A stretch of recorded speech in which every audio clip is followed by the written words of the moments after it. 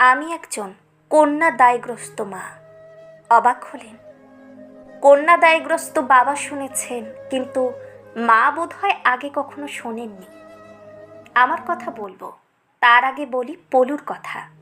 আমার মেয়ে পৌলমী, আমি আদর করে ওকে পলু বলে ডাকি। ওর বয়স এখন 25। যেখানে আমরা থাকি সেখানে অনেকেই প্রায় এসে আমাকে বলে, মেয়ের বয়স তো কম হয়নি, মেয়ে মানুষ 20তেই বুড়ি, আর সেখানে পৌলমী 30 ছুঁই ছুঁই। তার উপর পৌলমীর বাপ নেই, আর দুদিন পরে যখন চেহারার জৌলুস কমে যাবে তখন কি করে পার করবে শুনি? কোন সুপাত্র পাবে যে তার হাতে দান করবে? ভালোই এখনই বিয়েটা দিয়ে দাও না, তা না হলে বাপ ছাড়া মেয়ে উদ্ধার করবে না কেউ।